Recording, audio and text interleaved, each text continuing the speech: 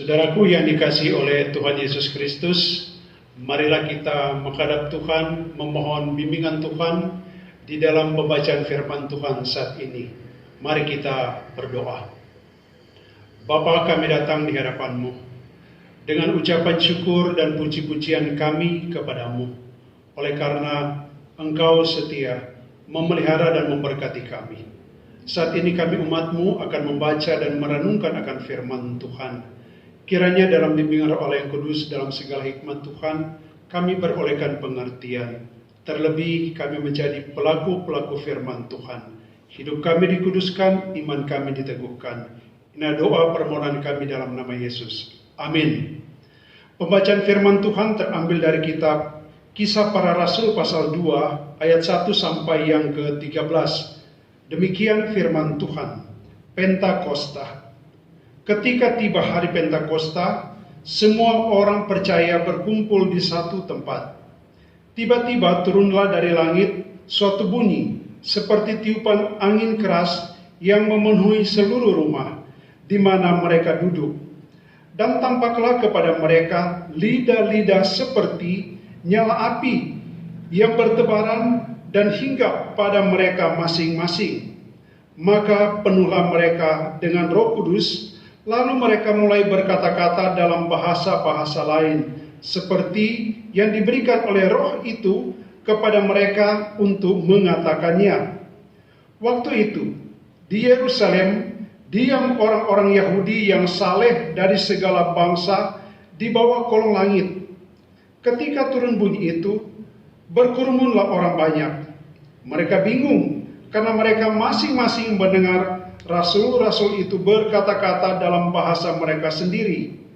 Mereka semua tercengang-cengang dan heran, lalu berkata, bukankah mereka semua yang berkata-kata ini orang Galilea? Bagaimana mungkin kita masing-masing mendengar mereka berkata-kata dalam bahasa kita sendiri, yaitu bahasa yang kita pakai di tempat asal kita? Kita orang Partia, Media, Elam, penduduk Mesopotamia, Yudea dan Kapadokia, Pontus dan Asia, Frigia dan Pamfilia, Mesir dan daerah-daerah Libya yang berdekatan dengan Kirene, pendatang-pendatang dari Roma, baik orang Yahudi maupun penganut agama Yahudi, orang Kreta dan orang Arab. Kita mendengar mereka berkata-kata dalam bahasa kita sendiri tentang perbuatan-perbuatan besar yang dilakukan Allah. Mereka semuanya tercengang-cengang dan sangat termangu-mangu sambil berkata seorang kepada yang lain, apakah artinya ini? Tetapi orang lain menyindir, mereka sedang mabuk oleh anggur manis. Saudaraku yang dikasihi Tuhan, tema pada hari ini adalah Roh Kudus penolong yang sejati. Harapan atau yang menjadi tujuan daripada khotbah pada hari ini adalah mengingatkan kita sebagai jemaat bahwa ketika kita mengalami situasi yang sulit, Roh Kudus senantiasa hadir memberikan pertolongan. Kekasih-kekasih dalam Tuhan Yesus Kristus, baru saja kita memperingati kenaikan Yesus ke surga. Hari Pentakosta adalah hari yang ke-50 setelah Yesus bangkit dari antara orang mati. Nah, hal ini menjadi suatu yang penting di dalam kehidupan kita. Peristiwa-peristiwa tersebut merupakan bagian daripada karya penebusan Allah bagi umatnya. Yesus naik ke surga adalah untuk menyediakan tempat bagi kita. Roh Kudus dicurahkan untuk memperlengkapi orang-orang percaya. Nah, inilah bagian daripada karya penebusan Allah bagi umatnya.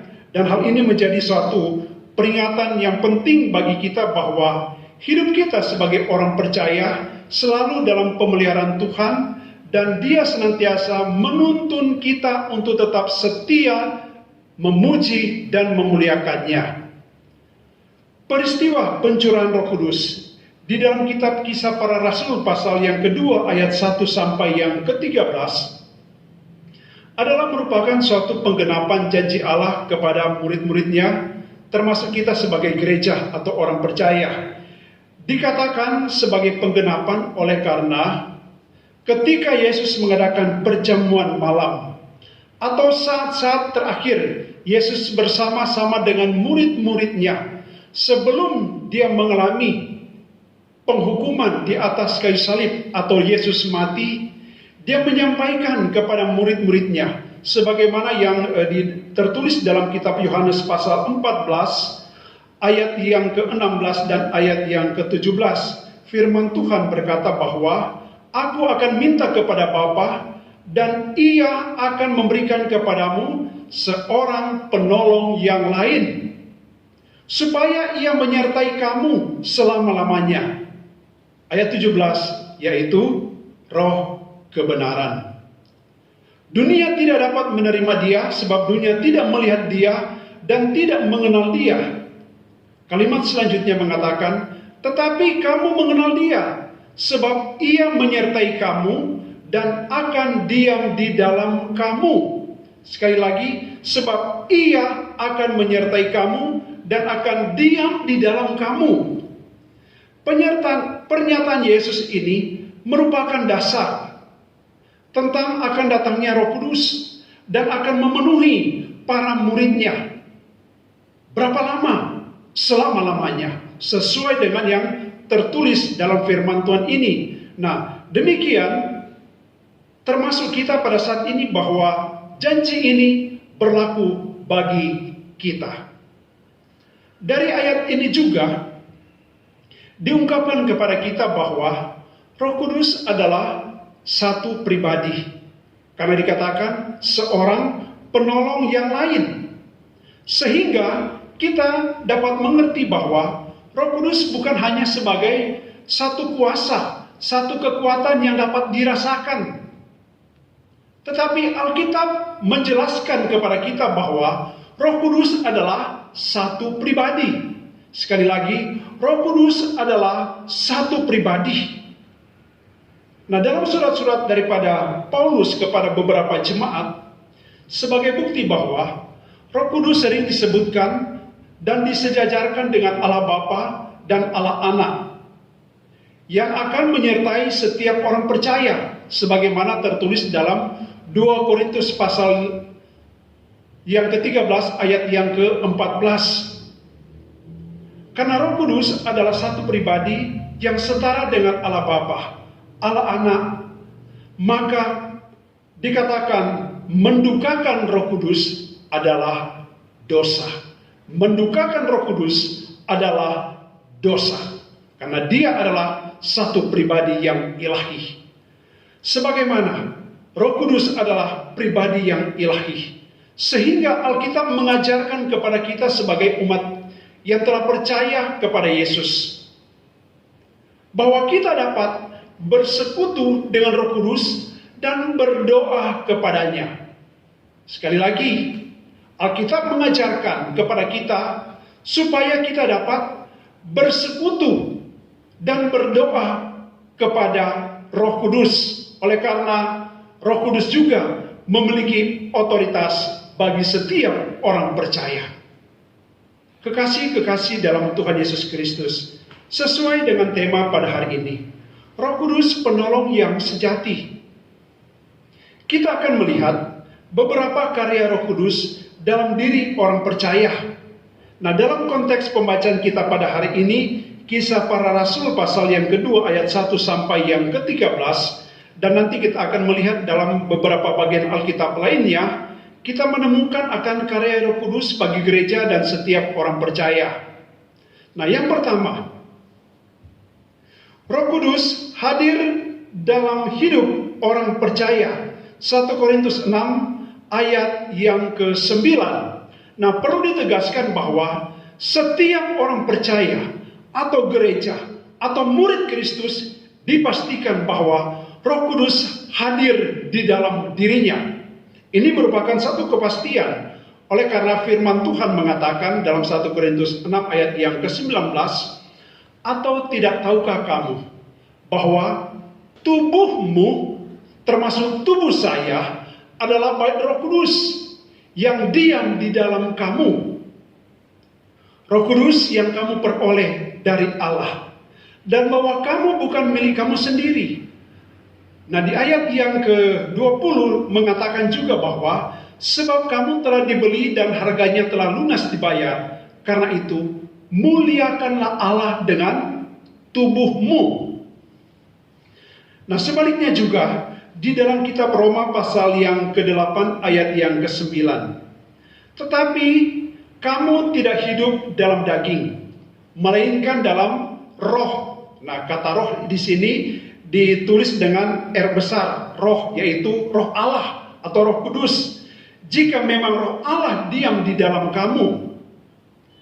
Tetapi jika orang tidak memiliki roh Kristus, ini sebagai satu penekanan. Tetapi jika orang tidak memiliki roh Kristus, ia bukan milik Kristus. Saudara, jemaat yang dikasihi Tuhan, termasuk saya pada hari ini, sesuai dengan penjelasan 1 Korintus 6 ayat yang ke-19, demikian juga dalam Roma pasal 8 ayat yang ke-9. Selidikilah diri kita masing-masing. Adakah pernyataan firman Tuhan ini ada dalam diri kita? Sudahkah Roh Kudus memenuhi tubuh kita ini? Sudahkah Roh Kudus memenuhi hidup kita? Ini sebagai satu pertanyaan untuk kita renungkan bersama. Yang kedua, Roh Kudus memampukan untuk menyaksikan perbuatan-perbuatan besar Allah. Sebagaimana dalam pembacaan kita dalam kitab Kisah Para Rasul tadi, dalam ayat 4, ayat 6, dan ayat 11b. Ayat 4 mengatakan, maka penuhlah mereka dengan Roh Kudus, lalu mereka mulai berkata-kata dalam bahasa-bahasa lain, seperti yang diberikan oleh Roh itu kepada mereka untuk mengatakannya. Ayat yang ke-6 di sana mengatakan, ketika turun bunyi itu, berkerumunlah orang banyak. Mereka bingung karena masing-masing mendengar rasul-rasul itu berkata-kata dalam bahasa mereka sendiri. Dan ayat 11 bagian B, kita mendengar mereka berkata-kata dalam bahasa kita sendiri tentang perbuatan-perbuatan besar yang dilakukan Allah. Ini sebagai satu penegasan bahwa rasul-rasul berbicara dalam berbagai macam bahasa. Sebagaimana dikatakan di dalam firman Tuhan tadi, mereka berbicara tentang perbuatan-perbuatan besar yang dilakukan Allah. Saudaraku yang dikasihi oleh Tuhan Yesus Kristus, peristiwa tersebut disaksikan oleh banyak orang dari berbagai macam penjuru bumi. Di sana dikatakan berkumpullah orang-orang saleh, termasuk mereka yang dari Roma, orang dari Arab, mereka yang dari perantauan datang ke Yerusalem berkumpul di dalam hari Pentakosta ini. Nah, kedapatan kita melihat bahwa para rasul setelah menerima Roh Kudus, mereka berbicara dalam berbagai macam bahasa yang tujuannya adalah untuk memudahkan mereka untuk mengkomunikasikan pekerjaan-pekerjaan besar Allah kepada umat manusia. Inilah kita melihat karunia roh yang diberikan kepada rasul-rasul pada saat itu adalah supaya dari bahasa-bahasa yang telah mereka terima, firman Tuhan, pekerjaan, perbuatan-perbuatan Allah yang besar dapat dikomunikasikan dengan baik, dengan tepat kepada orang-orang yang memiliki bahasa yang berbeda. Ini sesuatu yang penting. Nah, dalam hal ini juga kita melihat bahwa Roh Kudus berkuasa untuk mengubahkan seseorang. Karya Roh Kudus mengubahkan seseorang untuk memaksimalkan kemampuannya sehingga tujuan Allah mencapai tujuannya. Kalau tadi kita menemukan bahwa perbuatan-perbuatan besar Allah dapat disaksikan oleh orang-orang dari berbagai macam penjuru bumi. Nah, sebagaimana kalau kita melihat ayat-ayat selanjutnya, ayat 14 dari pasal 2 kitab Kisah Para Rasul, di mana Petrus dikatakan penuh dengan Roh Kudus, diberikan kemampuan dan keberanian untuk berbicara, memberitakan keselamatan dari Allah kepada orang-orang Yahudi yang sebelumnya mungkin bagi mereka adalah sesuatu yang menakutkan, susah untuk memberitakan keselamatan kepada orang-orang Yahudi. Tetapi kuasa Roh Kudus menaungi mereka dan mereka bisa berbicara tentang kuasa Allah, bisa berbicara tentang keselamatan daripada Allah melalui Yesus Kristus. Ini sesuatu yang luar biasa terjadi ketika Roh Kudus hadir menaungi rasul-rasul pada saat itu. Nah, yang ketiga kita melihat bahwa Roh Kudus membantu kita, orang percaya, dalam kelemahan kita. Roma pasal 8 ayat 26 sampai yang ke-28. Demikian firman Tuhan. Demikian juga Roh membantu kita dalam kelemahan kita. Sebab kita tidak tahu bagaimana seharusnya berdoa. Tetapi Roh sendiri berdoa untuk kita kepada Allah dengan keluhan-keluhan yang tidak terucapkan. Ayat 27. Dan Allah yang menyelidiki hati nurani mengetahui maksud Roh itu, yaitu bahwa Ia sesuai dengan kehendak Allah berdoa untuk orang-orang kudus. Ayat 28, kita tahu sekarang bahwa Allah turut bekerja dalam segala sesuatu untuk mendatangkan kebaikan bagi mereka yang mengasihi Dia, yaitu bagi mereka yang terpanggil sesuai dengan rencana Allah. Ini penjelasannya. Nah, saudaraku, sadar atau tidak sadar bahwa Roh Kudus turut berperan aktif dalam segenap kehidupan kita. Roh Kudus berperan aktif dalam segenap kehidupan kita sebagai orang percaya, yaitu mereka yang terpanggil sesuai dengan rencana dan kehendak Allah.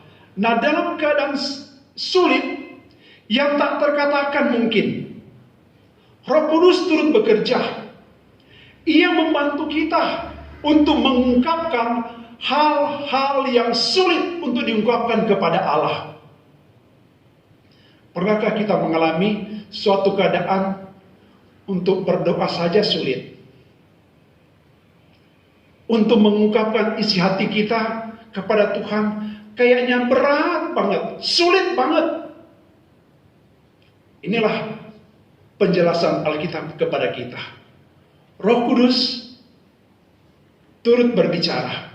Roh Kudus turut berdoa, menyampaikan keluhan-keluhan yang tidak dapat kita ungkapkan. Karena apa? Roh Kudus tahu isi hati kita. Dia tahu keadaan kita. Dia tahu kita sedang berduka. Dia tahu kita sedang bersuka cita. Dia tahu kita sedang dalam kelemahan. Karena itu kita melihat bahwa ternyata Roh Kudus ketika diberikan kesempatan yang seluas-luasnya dalam kehidupan kita, Dia pun turut bekerja di dalam kehidupan kita. Saudara yang dikasihi Tuhan, hal ini bisa terlaksana jika kita sebagai orang percaya terbuka untuk pimpinan Roh Kudus. Sekali lagi, terbuka untuk pimpinan Roh Kudus, maka kita akan menerima penghiburan-penghiburan dari Allah, atau kita bisa menemukan solusi daripada kehidupan kita. Berilah kesempatan kepada Roh Kudus untuk berkarya di dalam kehidupan kita. Yang keempat, Roh Kudus menjadi pembela atau menjadi penolong atau menjadi penghibur orang percaya. Yohanes 14 ayat 16 sampai yang ke-17a. Tadi di atas sudah sempat dibaca firman Tuhan ini, tapi tidak mengapa, diulang lagi. Ayat 16 mengatakan, "Aku akan minta kepada Bapa, dan Ia akan memberikan kepadamu seorang penolong yang lain. Seorang penolong yang lain, supaya Ia menyertai kamu selama-lamanya, yaitu Roh kebenaran." Istilah penolong, atau dalam bahasa Alkitab, paraklete, adalah seorang yang memberikan pendampingan dan nasihat. Nah, sebagaimana seorang pengacara dalam mendampingi kliennya, yaitu dia memberikan nasihat-nasihat yang terkait dengan hukum. Nah, itulah peran daripada yang dimaksud dengan paraklete, atau istilah penolong yang kita temukan dalam kitab Yohanes 14 ayat yang ke-16. Nah, saat ini kita hidup di masa antara, dalam tanda petik, yaitu masa ketika Yesus naik ke surga, dengan masa kedatangannya yang kedua kalinya. Suatu masa yang panjang, suatu masa yang ujungnya hanya mengatakan Yesus akan datang untuk kedua kalinya. Tetapi hari, tanggal, tahun kita tidak tahu. Nah, masa antara ini, setelah Yesus naik ke surga, dan masa kedatangannya yang saya katakan tadi, masa yang panjang, yang masih misteri bagi kita. Dalam kehidupan kita sebagai orang percaya, tidak sedikit tantangan, pergumulan yang kita hadapi. Hari ini pun, di tahun 2020 pun, kita tidak menyadari, kita tidak pernah memprediksi mengapa coronavirus bisa berkembang di seluruh dunia, menjadi suatu keadaan yang sulit bagi kita. Inilah kenyataan yang sedang kita jalani saat ini. Suatu masa yang penuh dengan tantangan. Apakah setelah coronavirus berhenti, semua masalah selesai? Kita tidak tahu. Jangan-jangan ada masalah yang lebih besar lagi yang akan terjadi kelak, yang tidak kita tahu. Saudaraku yang dikasihi Tuhan, dalam kaitannya dengan orang percaya, di masa antara ini, karya Roh Kudus, ketika kita memberikan kesempatan seluas-luasnya, Roh Kudus akan berkarya di dalam diri kita sebagai orang percaya. Dia akan membimbing kita, Dia akan memberikan pendampingan kepada kita, mengungkapkan semua keluhan-keluhan kita kepada Allah Bapa di surga. Dia akan mengungkapkan semua yang menjadi kebutuhan kita kepada Allah, sebagaimana dalam Roma pasal 8 ayat 26 dan 27 tadi yang kita baca. Nah, dalam hal ini peran Roh Kudus, Dia akan menjadi penolong. Dia akan menjadi penghiburan bagi kita, bahwa kita tidak sedang berjalan sendirian. Dia ada menyertai, Dia mendampingi kita. Dia akan siap memberikan penghiburan kepada kita, bahkan memberikan solusi di dalam kehidupan kita. Saudaraku yang dikasihi Tuhan, Dia menjadi penolong bagi kita yang sejati. Dia akan menuntun kita sesuai firman Tuhan selama-lamanya. Mungkin usia kita 70 tahun, sampai disitulah Tuhan menyertai kita secara pribadi. Kalaupun ada yang mencapai usianya 100 tahun, sampai 100 tahunlah Roh Kudus menyertai kita. Tetapi Roh Kudus akan hadir dalam hidup setiap orang percaya selama-lamanya sampai Yesus datang untuk kedua kalinya. Saudara yang dikasihi Tuhan, inilah firman Tuhan meyakinkan kepada kita peranan Roh Kudus di dalam kehidupan kita, bahwa di dalam dunia ini kita boleh berhadapan dengan berbagai macam tantangan, tetapi ada Roh Kudus yang menyertai kehidupan kita.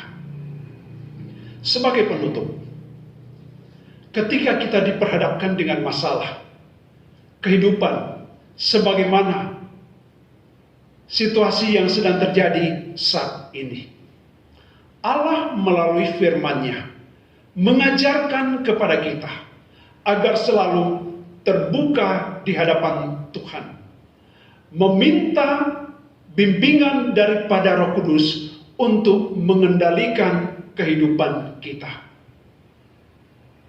Jangan sampai hidup kita tidak terkendali oleh karena keinginan daging, sifat manusia lebih dominan ketimbang daripada Roh Kudus yang diam di dalam diri kita. Roh Kudus tidak akan berperan kalau kita hanya mengenalkan kekuatan diri kita sendiri. Kalau kita hanya mengenalkan kekuatan-kekuatan duniawi saat ini, bahkan sampai kepada kekuatan-kekuatan yang di luar daripada kehendak Tuhan, kedukunlah dan lain sebagainya. Tetapi mintalah Roh Kudus mengendalikan dalam kita mengambil keputusan. Mintalah Roh Kudus meneguhkan di dalam keputusasaan kita, supaya kita tidak melanggar akan firman Tuhan. Saudaraku, kita harus berbeda dengan dunia ini di dalam mencari solusi. Firman Tuhan mengajarkan, libatkanlah Roh Kudus dalam segala hal, di dalam segala situasi kehidupan kita. Roh Kudus adalah penolong sejati bagi kita. Amin. Mari kita berdoa. Bapa, kami bersyukur memuji Engkau oleh karena kebenaran firman Tuhan telah kami baca, kami renungkan, telah kami beritakan. Kiranya firman Tuhan ini memerdekakan kami. Roh Allah yang kudus yang menjadi penolong yang sejati senantiasa berkarya di dalam kehidupan kami ini. Kami juga sebagai umat Tuhan kiranya memberikan diri seluas-luasnya bagi Allah Roh Kudus untuk menyatakan maksud-maksud dan rencana Allah untuk kehidupan kami. Bapa, ampunilah kami kalau kami telah mengenalkan kekuatan kami sendiri.